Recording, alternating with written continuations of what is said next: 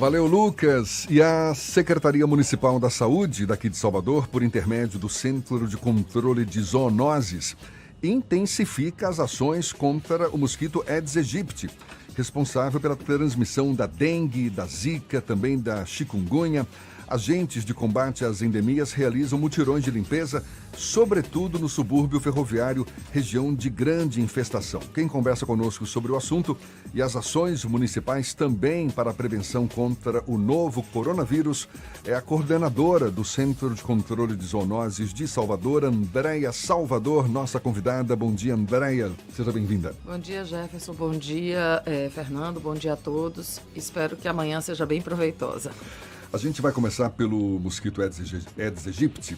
Quais têm sido as áreas mais preocupantes de Salvador e quais ainda as maiores dificuldades para combater esse mosquito? Nós temos agora um cenário bem complexo no nosso município, porque, como todos sabem, o mosquito que a gente comumente chamava da dengue, ele especializou e consegue transmitir também a zika e a chikungunya. Nós temos surtos isolados em toda a cidade, principalmente chikungunya, que é muito preocupante, que nunca tivemos esse surto, né? Desde 2014, quando ele foi introduzido no Brasil, nós tínhamos a situação mais controlada e muito mais pontual. Agora nós estamos evidenciando uma disseminação desse vírus.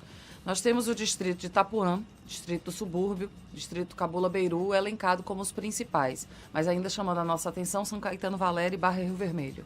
São as áreas mais preocupantes? Sim. E a dificuldade para combater esse mosquito? A dificuldade continua sendo a mesma. Nós temos um grande problema, neste momento, climático, né? Porque não para de chover em Salvador e logo depois abrem janelas de sol. Poças d'água espalhadas. Exatamente, e lixo. Muito lixo direito, jogado na rua, que viram reservatórios e possíveis criadouros. E lembrar que 80% dos focos estão dentro dos domicílios, então nas residências. As pessoas precisam entender de uma forma mais contundente a necessidade de fazer parte desse processo, como a gente fala. Não existe limpurbe que vá dar conta, porque o domicílio é responsabilidade do dono. Ele tem que fazer a parte dele, limpar. E o impacto que ele causa não fazendo essa limpeza, essa vigilância na sua área, impacta na saúde pública como um todo, porque é uma doença coletiva, o mosquito voa. Às vezes dá aquela sensação de estar enxugando o gelo, né? Porque passa ano, vem ano, a gente toca no assunto da importância de não jogar lixo na rua, de não deixar água acumulada nas residências, né? Você está dizendo aí 80% dos casos acabam sendo nas próprias residências. Como é que tem sido a ação de vocês? Bater de porta em porta, chamar a atenção dos moradores? Vocês têm agentes suficientes para atender todas essas áreas, as mais preocupantes, pelo menos? Sim, nós temos.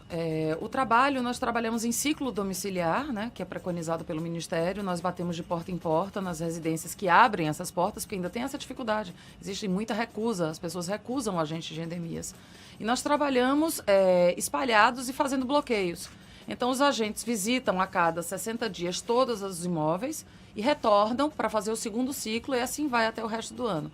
Neste momento que a gente tem surtos epidêmicos espalhados em algumas localidades, alguns distritos e bairros, nós estamos preferencialmente fazendo bloqueio de transmissão e o bloqueio que a gente chama de casos notificados, porque todo caso notificado no SINAM ou que tenha resultado no GAL, que é um sistema de informação do Ministério da Saúde, nós acessamos esse banco de dados diariamente, nós encaramos como positivo. Como assim bloqueio? O bloqueio se existe um caso notificado de uma pessoa acamada, adoentada, que existe uma suspeita, mesmo antes do exame laboratorial sair, confirmando ou não, nós levamos uma equipe do Centro de Controle de Zoonoses para aquele endereço e fazemos um raio ampliado, a gente chama de bloqueio ampliado. Então, a gente vai de fora para dentro até chegar nessa residência, fazendo todos os imóveis. Tentando eliminar todos os possíveis focos naquela área. Exatamente, porque uma pessoa contaminada, principalmente por chikungunya, que é uma doença autolimitante, a pessoa já fica retraída em casa. Então, adoece a família inteira e geralmente a rua toda. Porque como a pessoa não se desloca e tem o mosquito e às vezes tem o criadouro, essa pessoa fica como reservatório e o mosquito picando e transmitindo a outras pessoas e o ciclo vai se formando. Durante as últimas semanas começou a circular a informação de uma doença misteriosa ali na região do subúrbio ferroviário. e algumas das pessoas que estariam com essa doença misteriosa foram diagnosticadas com chikungunya, com zika. Como é que está esse controle naquela região específica das arboviroses? Existem duas situações. A doença misteriosa foi dita, a suposta doença misteriosa, primeiro começou na Muribeca, em Paripe, e depois do Carnaval em Mirante de Piripiri. Na Muribeca aconteceram 2 óbitos, ainda sem causa informada, porque os exames histopatológicos e mais avançados estão sendo feitos pelo IML, que são de 30 a 60 dias. E em algumas pessoas da região foi diagnosticada a circulação de dengue e chikungunya. E aí a gente entrou com nossas equipes passando o carnaval inteiro lá, ficamos mais de 15 dias com a Limpurb, que é parceira maravilhosa, obrigada, Marcos, fazendo todo um mutirão e limpeza da área, e a gente descobriu inclusive piscinas abandonadas naquela área, que a gente já pediu para aterrar, mas a limpeza já foi feita, e uma lagoa, porque as pessoas construíram seus imóveis em cima de uma área onde a SEMAN tem intervenção, e aí ficou represado, né? Criando um criadouro gigantesco na área, onde tinha cobra, inclusive jacaré, todos esses animais pertencendo a esta lagoa. E aí a SEMAN, em parceria conosco, Luciano, muito obrigada, fez a drenagem toda desta área. Então, essa área agora encontra-se seca, sobre monitoramento nosso. E vendo uma solução definitiva, porque como houve o crescimento desordenado em cima de uma área que não poderia ser construída, existe um problema crônico. Em Mirantes de Piripiri, logo quando começaram a surgir as primeiras informações no dia 27, que foram no banco de dados do Sinan, no dia 28, o Centro de Controle de Zoonose esteve na área e detectou realmente que existiria uma possibilidade muito grande de ser chikungunya, porque é característico, dores nas articulações, febre alta, a população realmente debilitada. E na segunda-feira, dia 3 de março, se não me engano, eu estive lá presente, fui com a equipe e ficamos a semana inteira. Nisso, no dia 4, já houve a coleta e no dia 7 foi liberado o exame confirmando um surto de chikungunya na área. E pasmem, de 780 imóveis do quarteirão, né, que a gente faz, que é toda aquela localidade, 48 casas tinham foco. Esse surto de chikungunya ali naquela região, ela aumentou o combate ao mosquito também no entorno ou ficou mais direcionado naquela região específica? O combate é feito através dos ciclos. Então, naquela área foi específico, a gente faz um bloqueio, inclusive por fora, para evitar que o mosquito, né, que tenha picado alguém doente, alado, adulto, consiga contaminar regiões por fora. Então, a gente faz um bolsão, um cinturão. E agora a gente está tendo a implementação que nós não tínhamos do famoso Malathion, que o ano passado ficamos sem 9 meses sem o produto, aquele né, o veneno, inseticida. né? Exatamente. O inseticida que mata o adulto. E agora nós estamos conseguindo fazer nossos bloqueios, até antecedendo o que possa acontecer, e em parceria com o Estado, que voltou a ter a parceria com o município, com a UBV Pesada, porque tem um insumo agora. É o veneno que é colocado na água.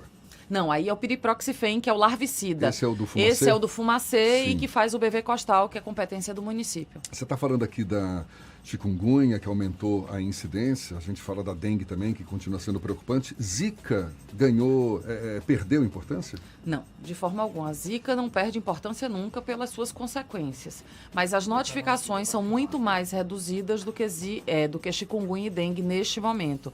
Mas existe todo um contingenciamento de observação, né? A gente sempre se preocupa quando existe casos no Sinan e faz imediatamente o bloqueio, porque nós temos implicações sérias. Não podemos esquecer a microcefalia de forma alguma de 2015. Mas diminuiu a incidência? Diminuiu. Diminuiu porque foi uma doença introduzida em 2015, então a população era virgem, né? Não tinha tido contato com essa doença. Então, é comum quando essas doenças, essas viroses são introduzidas, muitas pessoas se contaminarem e logo depois, epidemiologicamente, você vê que a curva vai caindo e mantendo um equilíbrio. Andréia, você tem um novo desafio agora, né? O novo coronavírus batendo na nossa porta aí. A gente está conversando com a coordenadora do Centro de Controle de Zoonoses de Salvador, Andréia Salvador. A gente retoma esse papo já. Agora, 7h30 na Tarde FM. Valeu, Rafa. E a gente retoma o papo com a coordenadora do Centro de Controle de Zoonoses de Salvador, Andréia Salvador. Antes da gente falar do coronavírus, Andréia, você estava falando no bloco passado um assunto que me chamou a atenção, que é o bloqueio de transmissão. Quando é identificado um ponto específico, por exemplo, com pessoas com dengue ou chikungunya, vocês vão lá e monitoram e tentam, enfim, bloquear exatamente aquela área para que essa transmissão não se propague mais ainda. Existe uma comunicação eficaz no sentido de identificar esses focos e, consequentemente, vocês poderem fazer o bloqueio? Esse é um dificultador, porque ainda existe instituição pública e às vezes até privada, na maioria das vezes, que insiste em não fazer a notificação oficial através do sistema de informação, que é o SINAM, que nós acessamos esse banco de dados, é o nosso instrumento que nós temos para avaliar a cidade. Então, quando o profissional de saúde não notifica no SINAM, dificulta muito a parte do controle vetorial. Isso tem ocorrido com frequência? Sim, principalmente das instituições particulares. A gente tem ido a comunidades através de rumores, né, de informações extraoficiais e tem comprovado realmente a circulação do vírus. E quando você chega lá, as pessoas já se apresentam com exame laboratorial de instituições particulares dando positivo e toda uma rua acometida. Então está feita a advertência, né? As instituições de saúde particulares que também façam essa notificação para que... E ela é compulsória, ela é obrigatória. Ela é obrigatória, porque é saúde pública, né? A gente tem um grande problema no Brasil, não é só no nosso município, porque a curva é crescente em todo o país, já foi alertado pela OPAS que teríamos uma epidemia. Salvador segurou muito ano passado e esse ano a gente está tentando fazer a mesma coisa, mas só que agora está de uma forma muito mais agressiva, né, dentro dessas comunidades. E a gente precisa saber da informação antes, porque assim eu consigo, nessa janela que eu tenho de espaço, fazer esse bloqueio de transmissão e evitar que mais pessoas adoeçam. Berenha, quais as ações que têm sido também executadas para a prevenção contra esse novo coronavírus? O coronavírus, na verdade, ele começou com uma zoonose e deixou de ser. Mas o que eu tenho de informação do município é que existe já um plano de contingência, né, que é feito em épocas de surtos epidêmicos, prevendo uma possibilidade de agravamento da situação, você ter toda a estrutura da assistência, da vigilância em saúde. E nesse momento é a hora de alerta. A população sentindo qualquer tipo de sintoma respiratório, porque pode ser coronavírus, como pode ser também influenza, que mata muito mais.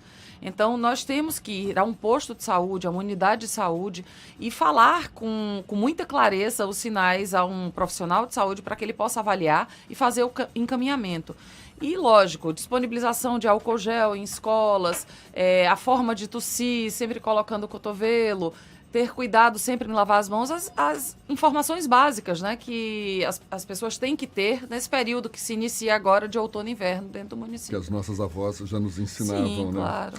Existe algum receio do novo coronavírus acabar sendo associado também a uma doença como dengue, como chikungunya, como zika? Ou vocês não trabalham ainda com essa hipótese? Não, eu tenho recebido vários memes, né, dizendo que inclusive o mosquito vai fazer uma parceria com o coronavírus e vai assumir esse posto já diante da sua competência e seria o emissário do apocalipse, alguma coisa desse tipo.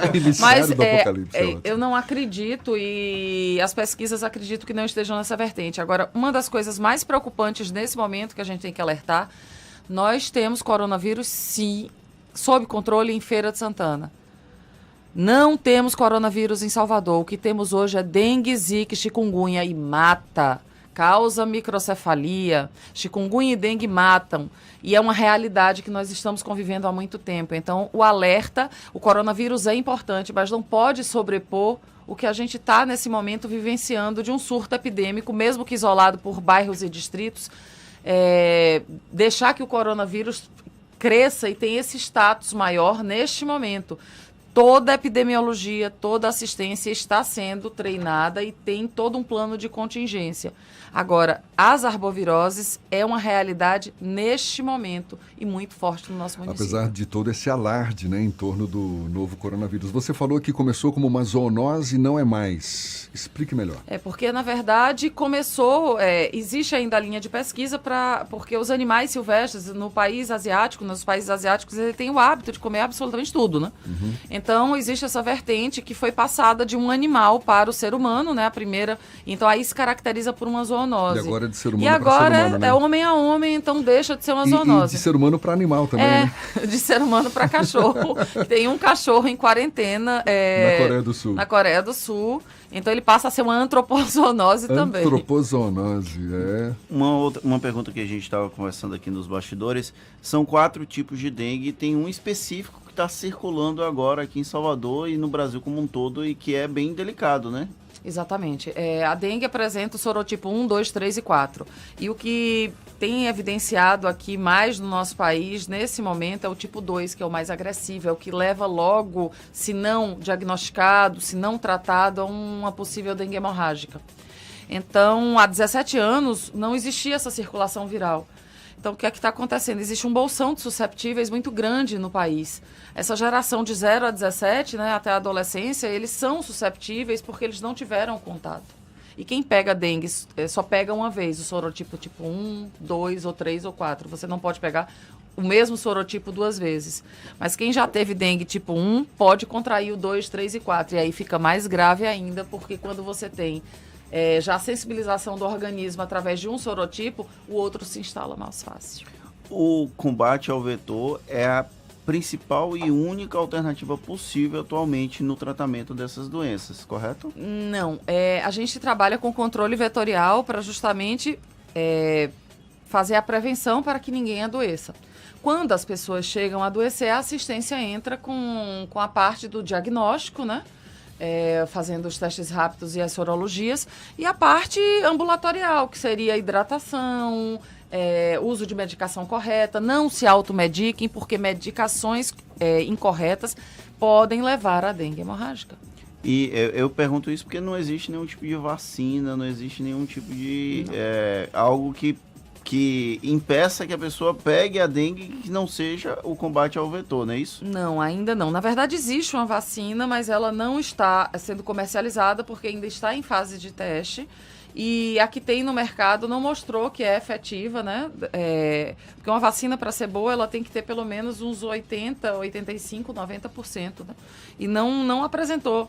Então, existem as pesquisas, a vontade que isso aconteça, mas uma vacina para entrar no mercado demora muito tempo, porque você começa primeiro as pesquisas, depois os testes, para poder passar para testes para humanos.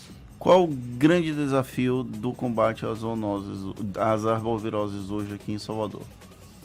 Existem os desafios climáticos, geográficos e o desafio da conscientização da população. Eu queria emendar com essa pergunta. Como é que você acha que pode melhorar essa comunicação com os moradores para que eles abram mais suas residências para a visita dos agentes de endemias, para que edifícios que tenham lá não sei quantos apartamentos possam facilitar o acesso desses trabalhadores que estão ali combatendo esse mosquito Aedes aegypti? Acho que, primeiro, mostrando o que pode acontecer. Eu acho muito triste você perder o sorriso de uma criança, o sorriso de um neto, de um filho, por um mosquito. Impactando a população e o caráter mesmo de formiguinha. Indo às comunidades, mostrando realmente a equipe, os técnicos mostrando a cara, para que as pessoas se sintam seguras para receber o Centro de Controle de Zoonoses como um todo. Pra você ter uma ideia, no início desse mês, diante da situação de Mirante e Piripiri, no dia 4, eu fiz uma reunião com toda a minha equipe técnica de gestão, né, chefias, subcoordenadores, e nós temos vários programas do Centro de Controle de Zoonoses. Um deles é leptospirose também, que é preocupante. Nesse foi o único que eu não mexi. Todos os outros eu tirei, eu contingenciei todos os meus agentes e todos os meus técnicos. Lógico que nós não estamos negligenciando todas as outras doenças. Quando chega a notificação, nós vamos. Mas todos os agentes e técnicos atualmente estão com as arboviroses. Porque a gente precisa desse engajamento. E já estamos em articulação com a DAIS, que seria a Diretoria de Assistência, para que os agentes comunitários também, assim como em 2015, eliminem focos dentro das residências, para que a gente some os nossos quase 2.000. Com os 1.000 dele, a gente agora consiga atingir a maior parte da população. E uma pergunta aqui de ouvinte.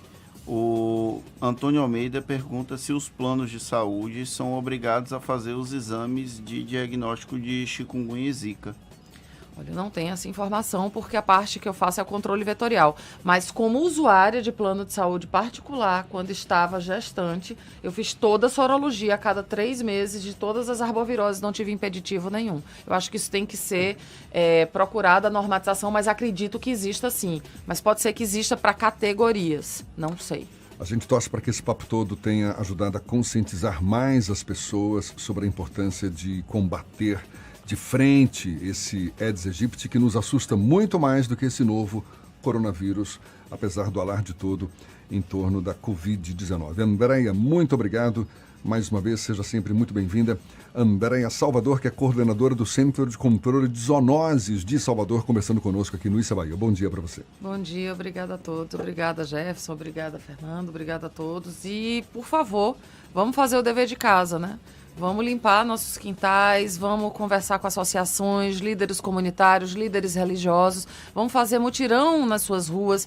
O Centro de Controle de Zoonoses está aberto, façam denúncias através do 56, utilizem o número do Centro de Controle de Zoonoses, 3611-7354, para fazer suas notificações e solicitar a presença do Centro de Controle de Zoonoses para que a gente evite um surto epidêmico na nossa cidade. A gente lembra que essa conversa toda fica disponível depois no nosso canal no YouTube e também no Spotify, no iTunes e no Deezer, 7h48 na Tarde FM.